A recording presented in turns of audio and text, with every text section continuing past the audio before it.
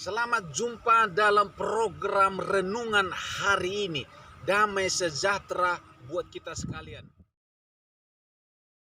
Hari ini kita berbicara tentang Daud memindahkan tabut Allah. Saudaraku yang dikasihi Tuhan, Daud memindahkan tabut Allah dari Yehuda ke Yerusalem. Berbicara tentang tabut Allah berbicara tentang kehadiran Tuhan, tempat Allah bertahta. Daud begitu menghargai tabut Allah, karena Daud tahu bahwa Allah hadir di dalam tabut itu.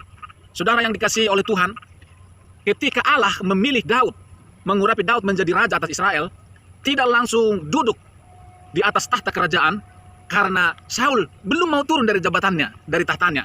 Daud harus bersusah payah, Daud harus bergumul berat mengalahkan Saul. Sampai satu ketika Allah mengizinkan Daud berkemenangan dan akhirnya Daud duduk di tahtanya sebagai raja atas Israel. Jadi Daud itu dua kali diurapi. Yang pertama diurapi oleh Nabi Samuel dan yang kedua diurapi oleh tua-tua Israel di Yehuda ketika Yehuda dengan Israel bersatu dan menetapkan Daud menjadi raja atas Israel. Saudaraku, ketika Daud duduk sebagai raja di Israel, langkah pertama yang Daud kerjakan adalah Daud membangun Yerusalem menjadi kota Daud, dan yang kedua Daud memindahkan tabut dari Yehuda ke Yerusalem. Saudara, Daud membuat sebuah kemah untuk tempat tabut itu. Untuk memindahkan dari Yehuda ke Yerusalem butuh banyak pengorbanan. Firman Tuhan berkata, Daud menari-nari, Daud melompat-lompat ke gerakan.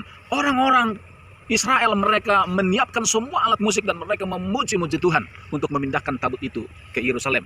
Ketika dipindahkan dari Yehuda, kemudian satu orang mati karena terlanjur, karena kereta yang membawa tabut itu tergelincir, kemudian kena salah satu orang, kemudian mati waktu itu, sehingga mereka menjadi ketakutan dan luar biasa, dan akhirnya Daud menjadi takut. Akhirnya tabut itu tidak jadi dibawa ke Yerusalem, untuk sementara dititipkan dulu di rumah Obed Edom. Ketika ditaruh di rumah Obed Edom, ternyata keluarga Obed Edom itu diberkati Tuhan luar biasa. Kemudian akhirnya Daud memutuskan, pindahkan tabut itu, kita bawa ke kota Daud, yaitu Yerusalem. Saudara, firman Tuhan mengatakan ketika mereka memindahkan tabut itu dari rumah Obed Edom ke Yerusalem, setiap 6 langkah Daud mempersembahkan korban memotong sapi, kemudian dipersembahkan kepada Tuhan. Kemudian setiap 6 langkah lagi, kemudian Daud mempersembahkan korban, kemudian dipersembahkan buat Tuhan. Saudara bayangkan pengorbanan mereka, setiap 6 langkah mereka harus korbankan sapi, dipersembahkan buat Tuhan. Berapa jauh jaraknya antara rumah Obed Edom dengan berapa banyak sapi yang mereka korbankan, saudara.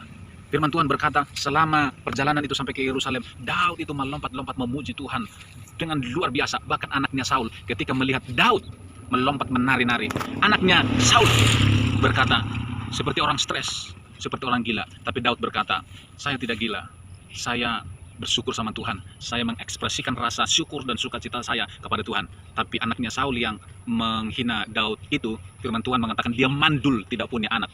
Saudaraku, apa pelajaran yang kita bisa ambil dari sini? Daud itu begitu cinta sama Tuhan.